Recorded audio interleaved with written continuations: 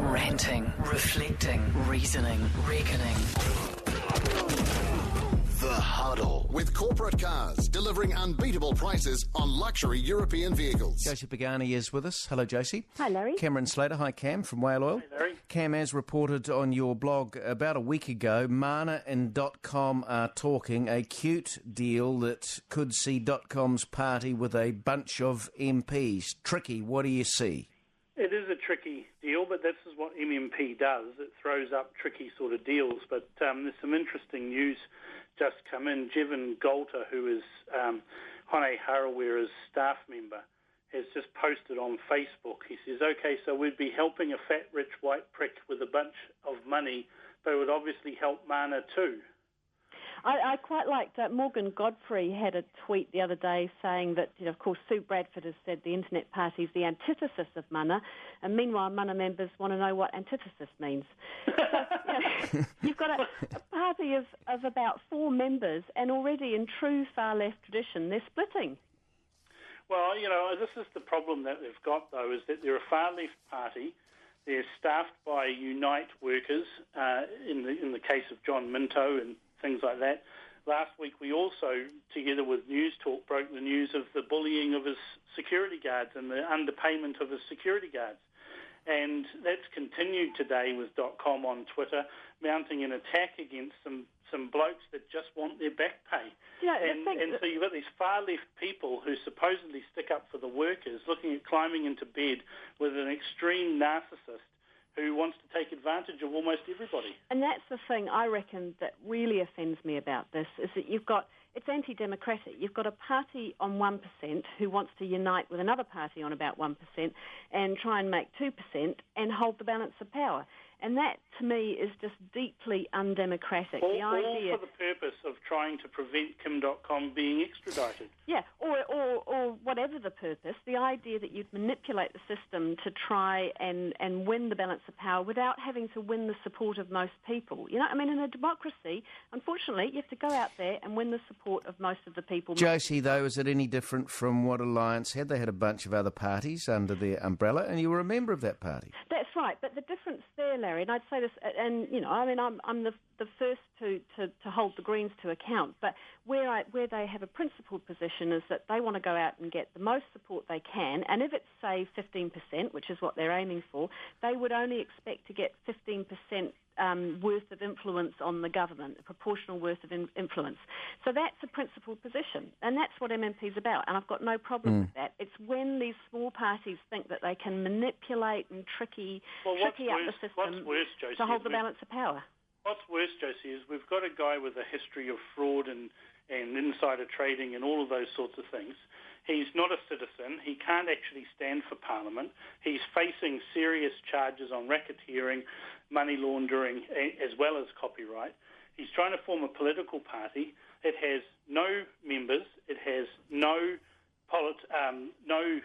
candidates, and it has no policies. And we're talking about this guy. But the funny thing is, I think, fraud. Why do these politicians keep going to visit him? Because he's just a career killer. Shane Jones, the latest one. Shane Jones. No, but Shane was up there. No, that's all above board, Cam. You know that. Everybody knows that because they're up there talking about rap music. Rap music. Yeah, and apparently Hone Harawira was up there talking about what lovely beaches we have in New Zealand. So when I go and visit .com, I'm going to talk about my lavender and how it's dying. And if he's when I run him out, Josie, I'll bring you up there. I will have taken it over as my lair, and I'll give you a tour through the mansion. We'll come back in a moment. Cameron Slater and Josie Pagani on The Huddle. It's 15 to 6. Asking questions and waiting for answers. It's Larry Williams Drive with ANZ, the bank with more local experts. On NewstalkZB. Back on The Huddle, Josie Pagani and Cameron Slater. Issue number 2, Josie, to you, Andrew Williams, New Zealand First. A confidential settlement via parliamentary services over bullying 2 women staffers. He has not denied this. What do you see? Well, he came into Parliament as a kind of Robin to Winston's Batman, didn't he? But he's been more of a Mr. Bean. You never hear from him. except when he's urinating on trees or sending abusive texts or something, or having disputes with his staff. I can't think of a single issue that he's got up on that's made any difference whatsoever to political debate in New Zealand. So the guy's just been a complete failure. Allegation, Cam, he sent abusive late-night texts and emails to a former executive assistant, and he locked a party worker out of the New Zealand First office in Auckland's North Shore. What do you think? Well, he's got foremen sending late-night text. I was a recipient of a barrage of those when I was holding him to account when he was North Shore Mayor. And it was only a matter of time, really, before Andrew Williams got himself in trouble doing these sorts of bully boy type tactics. He was, like that when he was the North Shore Mayor. He'd ring up the head of the police in the North Shore, and he'd try and get things stopped, and he would just do all these sorts of things. I think he's got 3 new advisors, Jim Beam, Jack Daniels and Johnny Walker, working for him again. What's interesting, though, is obviously somebody, either someone in New Zealand First or, it might be one of your guys, I don't know, Cam, from National, but somebody's got an axe to grind with him because he's offended so many people over the last he's a pig of a man, years. and Winston will be mortified by this because he doesn't need this sort of oxygen. He's, far more happy to throw around conspiracy theories of things running aground or, secret tapings of this and that. The last thing he wants is to have to hose down accusations of bullying by one of his MPs. But who's leaked it? That's the interesting thing. And who's leaked it and why? What particular axes to grind here? There's always axes to grind in politics. Who leaked David Cunliffe's returns on his secret donations and trusts? That's the other thing, Larry, is that, working in Parliament, and I've worked in Parliament for a number of years, it's a pretty dysfunctional place to work. So you do get a lot of these staff complaints all the time. I've never worked in such a place where you can be constantly abused. Yeah, well, I don't think voters like people who apparently bully women, and I think Mr. Peters may well have to cut this guy loose. Cam, do you think? Well, wouldn't be a bad thing to happen.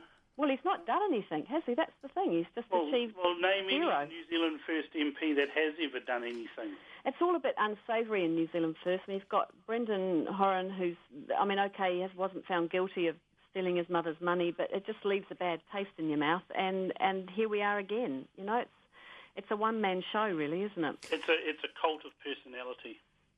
Thank you, and we'll talk next week. That is Cameron Slater and Josie Pagani on the Huddle. It's now 9 to 6, Sport to follow.